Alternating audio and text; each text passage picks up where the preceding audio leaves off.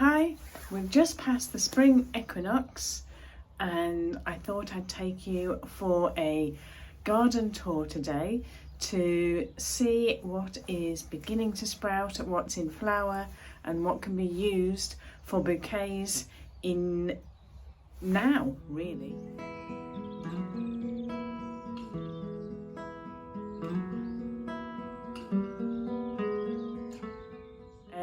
I'm Nicola and I'm from Cutting Garden Flowers, and this is my second year of growing cut flowers, but actually my 20th year of growing flowers in general.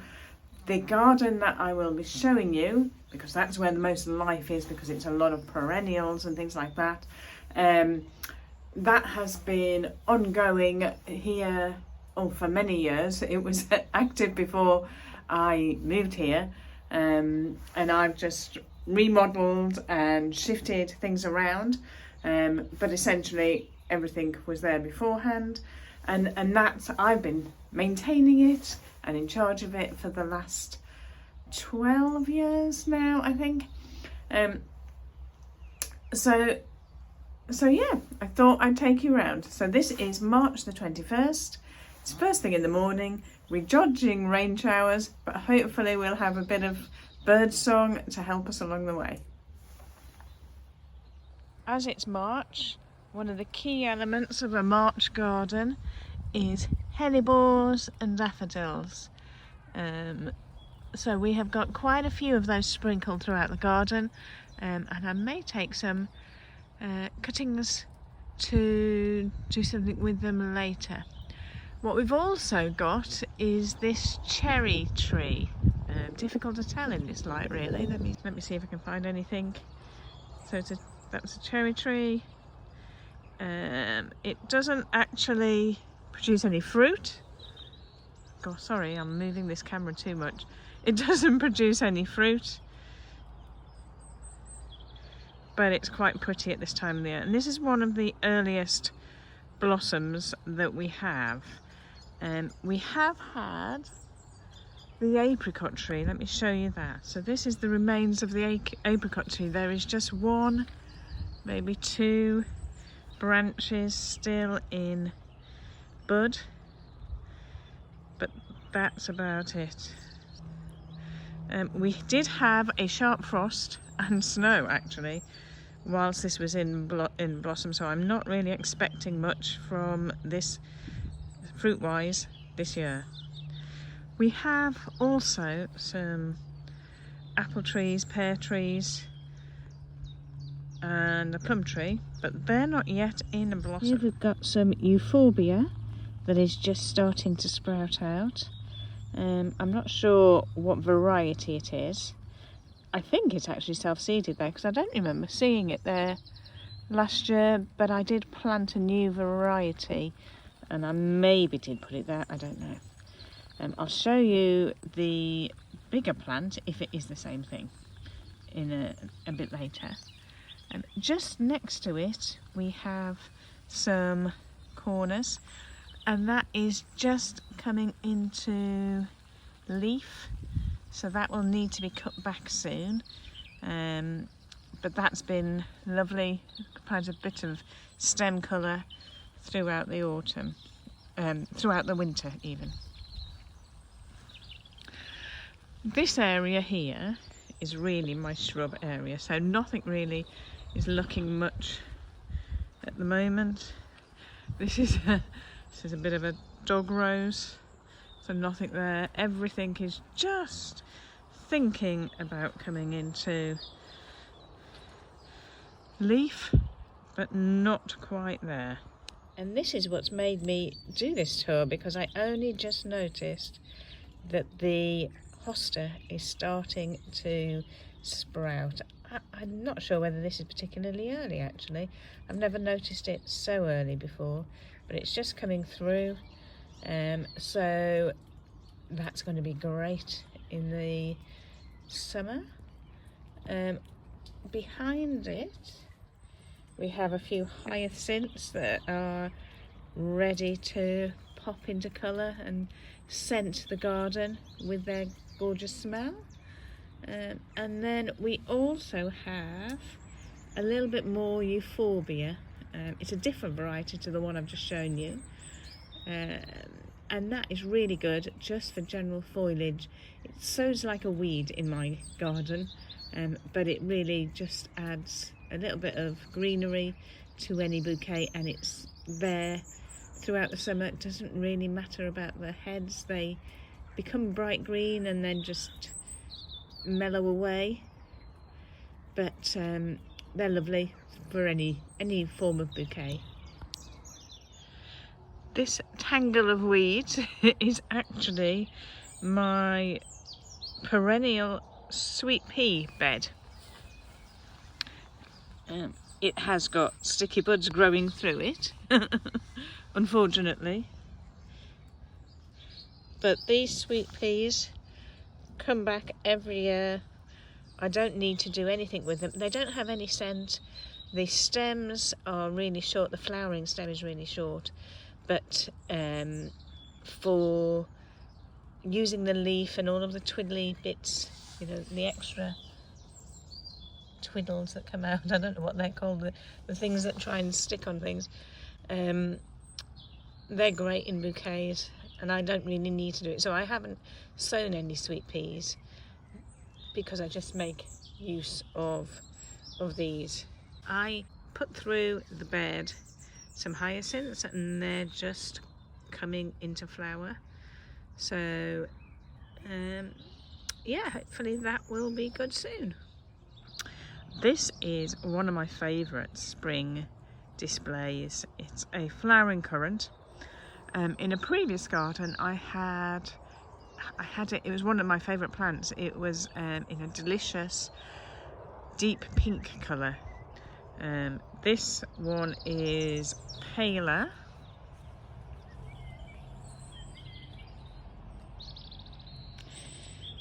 but it's only just coming out into bud now, so we've got lots of the pendulums hanging but not fully in flower.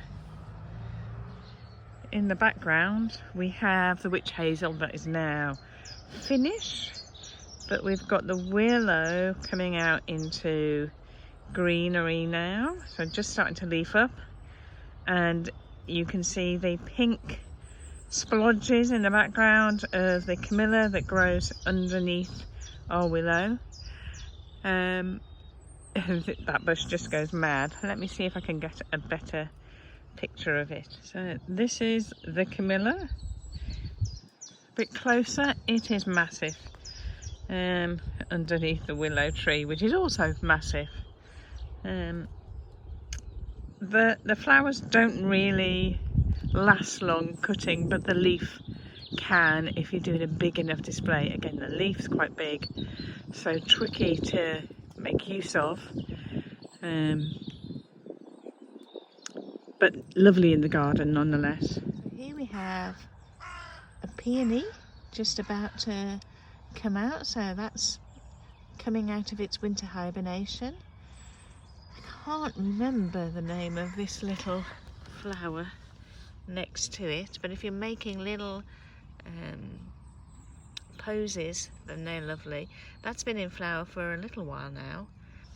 Next to it we've got a geranium. Now the leaf colourings and markings is wonderful, and I use that quite a lot in my arrangements. The flower is fairly nondescript. It actually is a pretty similar colour to the markings on the leaf, so it's kind of a deep red colour, but tiny flower. Just adds a bit of depth to a bouquet. Another peony popping up here. This is a different variety. It is a deep red colour. I can't remember what the other one is actually, the other one that I just showed you, but this is a deep red colour, and as you can see the leaves are slightly, or the way it's growing is slightly different, and it's a later flower if I remember rightly. I love looking at perennials starting to shoot. This is another Euphorbia. It is a bright, that's my cat, it is a bright orange colour once it's in flower, but it just looks stunning coming out of the borders now like that. I love it. Obviously I wouldn't be cutting it at this stage, the flowers are great later, but I just think it's so interesting. These are irises that will come out, blue irises that will come out a little bit later in spring. And this is a, now then, what is that one called? I will remember and put it on the screen. It's a bright yellow, tall flower. Look at them. They're popping out now as well. Brilliant. In the background there is the Euphorbia that I planted out either last year or the year before. It is, I think, the sister plant of the smaller Euphorbia that I mentioned earlier. So it goes really tall, produces fantastic flower heads at the top, and is brilliant at this time of year. I've got a feeling, so what you're seeing there is last year's growth. So the lime green and the green at the top is what's left over from last year, I think. And then right at the bottom we've got new growth coming through. So that's kind of fabulous. This bed, what's left of this bed are some snowdrops. So it's looking a little bit untidy whilst that all sorts itself out and dies back. But this is a massive white in the earlier on in the spring. Finally, we're back to the cutting garden. So this is a new no-dig bed that I created in the autumn and planted up with perennials and bulbs. So we've got peonies coming up, we've got achillea coming through, tulips, alliums, lupins that I sowed last year, achillea, what else have we got in there? Some more peonies, geums, that's what I meant, geums. So it's pretty much similar plants, just planted regularly across the bed. So kind of pretty, but it's meant to be functional so that I can dig the flowers, or cut the flowers from it. Then we come into the cutting garden. So we have some achilleas here. We have a pot of mint starting to sprout with what looks like a few weeds in there. Foxgloves and aquilegia in this section there. They're really starting to take hold now that it's getting a bit warmer. A bit closer to the biennials. So we have Sweet William, Sweet Rocket, Honesty. That could be it. Can't think of anything else that's in there. Can't remember which is which either, but I have labels, so hopefully that will tell me. And then all of the tulips are all in there, ready to bloom. And finally, another perennial bed. So we've got a feverfew.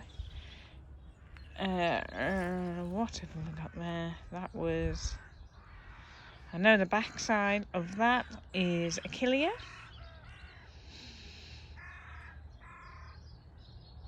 Oh my goodness, and I can't remember what those plants were. I planted them out the other day, moved them from over the other end. Again, I will remember, put that on the, put a note on the screen. And right at the far end, we have some raspberries. Actually, we've got black currants in that corner, but they don't really do much. We've got a bit of phlox sprouting there, so perennial phlox. And finally, let me go into the greenhouse. We have ranunculus in here, along with some marigolds that are self-seeding everywhere. The idea being that this ranunculus flowers earlier, but I have some more ranunculus up on the seed bench at the end, ready to go outside and see to take over, so prolong the season of that. And then I've got my seeds ready to be pricked out and moved on.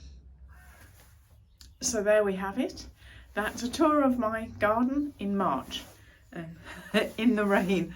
I need windscreen wipers on my glasses. I don't know quite why I decided to do it in the drizzle. There is actually blue sky there now, so hey ho. Hopefully it was interesting, and I will do several more videos of the garden throughout the season, so you can see how it changes. And this is the first one, early March, just after the spring equinox. Hopefully it inspires you to create a garden for yourself, ideally a cutting garden, because it's so much fun. Don't be put off by my garden being mature. And so I've got lots of things coming up now because they're perennials and have been around for quite some time. In reality, for a cutting garden, a lot of the main workhorses for your garden will be annual sown seeds. So as you can see from my cutting patch, there is actually not that much there yet. So the season for cut flowers doesn't start really in earnest until May, depending on whether you have a greenhouse or some polytunnels or something like that. You can maybe get things growing a bit sooner, but really you're looking at your spring bulbs to be the first things that are really flowering. And as you can see from mine, we're not there yet. So March is still mid-March. Actually 20th, 21st, does that make it late March? But 20th of March, we still haven't got any spring bulbs here. So the season for flowering, creating bouquets and flowers for your house is not yet upon us. So, you know, hold fire, but just keep going because there's more to come this year. And if you want to watch the garden blossom into life throughout the season, take a look at the videos that I've got, that I'll put on the link here as the season progresses.